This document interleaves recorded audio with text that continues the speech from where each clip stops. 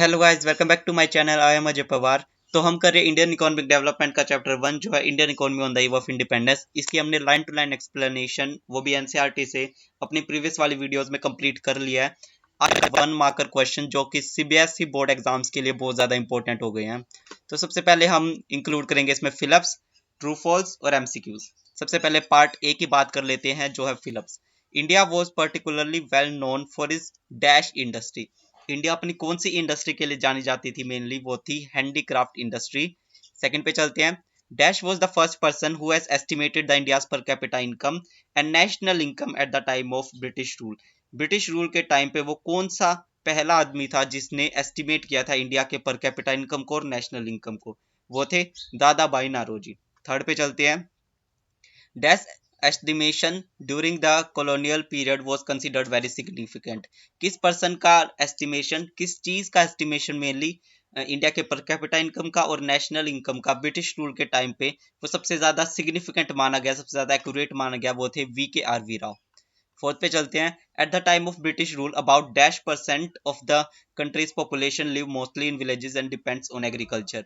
British rule के time पे कितना परसेंट जो कंट्री की पॉपुलेशन वो विलेजेस में रहती थी और एग्रीकल्चर पे डिपेंड करती थी डायरेक्टली और इनडायरेक्टली? तो वो थी 85%। Dash is the full form of TISCO, TISCO. TISCO की फुल फॉर्म क्या है? The Tata iron and steel company and was incorporated in dash year. और वो कौन से साल में इनकॉर्पोरेट हुई थी, कौन से साल में बनी थी? 1907 में। Very important question. Dash Swiss canal was opened in dash year. Swiss canal कौन से साल में ओपन की गई थी? वो थी 1869 ईयर में।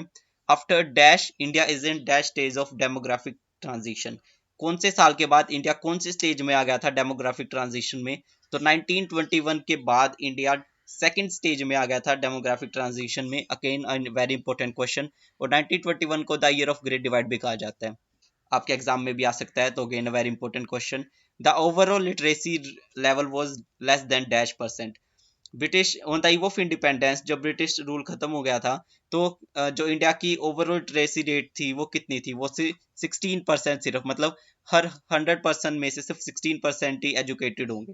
The manufacturing sector accounted for dash percent of working population.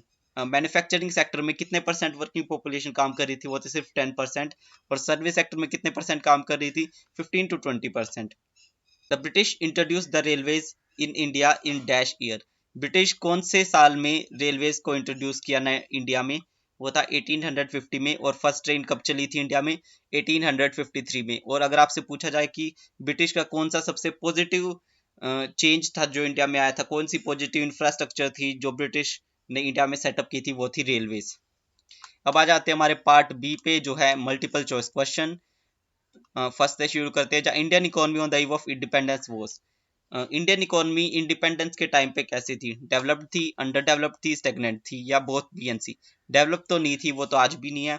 Under developing थी, हाँ वो डेवलप हो रही थी। स्टेगनेंट थी, हाँ वो रुकी हुई थी। तो कौन सा ऑप्शन है? D, both B and C. Second पे चलते हैं। Land holdings at the time of independence was. Land holdings थी, जो पर्सन लैंड ओन कर रहे थे एग्रीकल्चर से रिलेटेड, वो इंडिपेंडेंस के टाइम पे कैसी थी? फ्रेगमेंटेड थी, हाँ बटी हुई थी अलग अलग जगह पे। लार्ज थी, नहीं लार्ज तो बिल्कुल नहीं थी। स्मॉल थी, हाँ स्मॉल थी। तो ऑप्शन क्या है? D, B, A and B, sorry A and C. इसमें से यहाँ पे सी आएगा। कैसी थी? फ्रेगमेंटेड थी, स्मॉल थी। आगे चलते हैं। On the time of independence India was next exporter of. Independence के टाइम पे इंडिया किस चीज का ज्यादा एक्सपोर्ट कर रहा था? वो था primary product.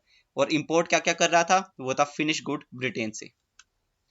High infant mortality rate is a sign of. अगर इन्फेंट मोर्टेलिटी रेट ज्यादा होती है तो वो किस चीज का साइन होता है? वो क्यों होता है? तो एक्सट्रीम पॉवर्टी, हाँ एक्सट्रीम पॉवर्टी इसलिए इन्फेंट मोर्टेलिटी रेट ज्यादा है। पुअर हेल्थ केयर इंफ्रास्ट्रक्चर, हाँ वो भी हो सकता है। तो both A and B, C option है।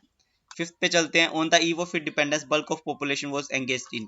इंडिपेंडेंस के टाइम पे सबसे ज्यादा पॉपुलेशन कौन से सेक्टर में एंगेज थी? वो थी एग्रीकल्चर सेक्टर में। Again very. Which industry of India got several affected during the colonial rule. कौन सी इंडिया की वो कौन सी इंडस्ट्री थी जिसको सबसे ज्यादा अफेक्ट किया कॉलोनियल रूल ने? तो वो कौन सी इंडस्ट्री थी? वो थी हैंडीक्राफ्ट इंडस्ट्री, जो बहुत ज्यादा डिस्ट्रॉय हो चुकी थी। The year dash is known as the year of great divide. कौन से ईयर को the year of great divide कहा जाता है? वो है year 1921। Farming which focus on basic needs of the family is called. ऐसी फार्मिंग जो फैमिली की बेसिक नीड्स को फुलफिल करने के लिए की जाती है तो उसे कहते हैं सब्सिस्टेंस फार्मिंग। ऑप्शन बी है। और अगर कमर्शियल फार्मिंग वो होती है जो मार्केट में बेचने के लिए की जाती है, कमर्शियल पर्पज के लिए की जाती है। During colonial period India's demographic profile show. Colonial period के समय इंडिया की डेमोग्राफिक प्रोफाइल क्या शो कर रही थी? हाई बर्थ रेट, हाँ बर्थ रेट हाई था। हाई डेथ रेट, हाँ डेथ रेट भी बहुत ज्यादा हाई था। इनफैक्ट मोर्टेलिटी रेट हाई था, हाँ ये भी तो ऑप्शन है D, all of the above. Gender bias in the society on the eve of independence was indicated by. Gender bias किसी भी सोसाइटी में कौन से इंडिकेटर से इंडिकेट किया जाता है? तो वो है लिटरेसी रेट। जेंडर बायस का मतलब होता है डिस्क्रिमिनेट करना जेंडर्स के बीच, मेल और फीमेल में। आपने ज्यादातर देखा होगा कि जो लिटरेसी रेट है वो मेल में ज्यादा होती है तो फीमेल में कम होती है, तो जेंडर बायस इस इंडिकेटर से एलोकेट किया जाता है या फिर शो किया जाता है। अब आते हैं हमारे लास्ट टॉपिक पे जो है ट्रू और false. Land holdings on the eve of independence was fragmented.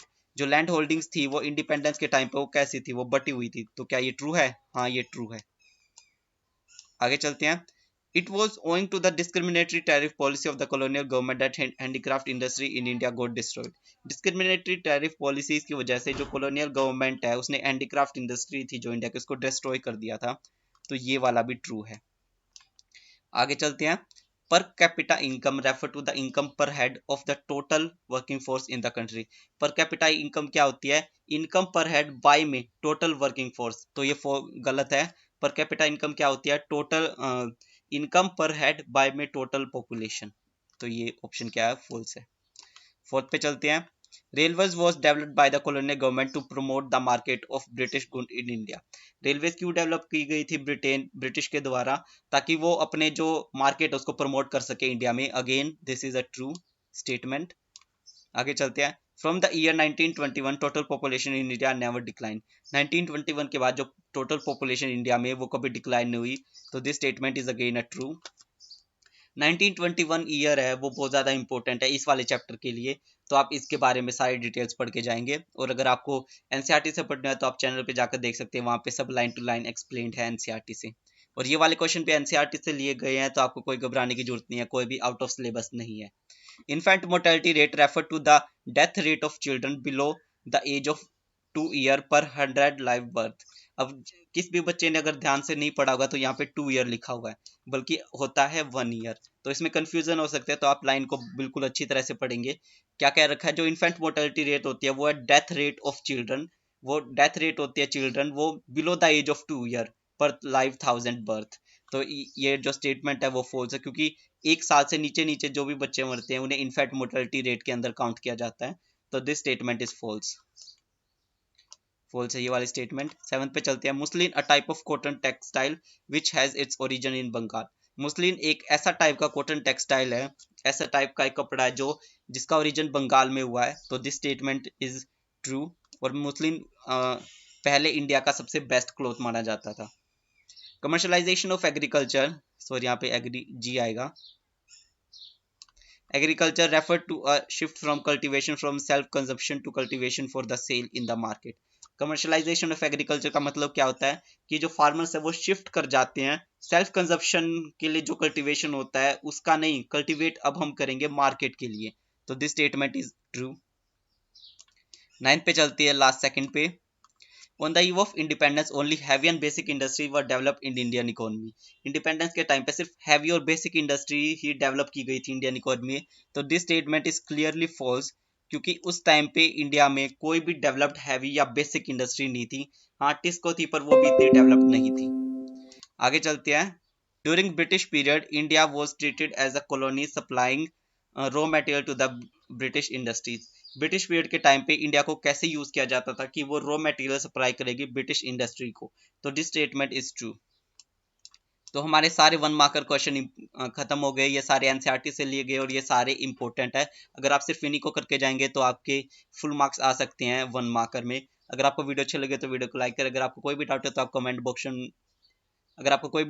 Comment box में पूछ सकते हैं। अगर आपको चैनल अच्छा लग रहा है तो सब्सक्राइब करें। Thank you for watching the video.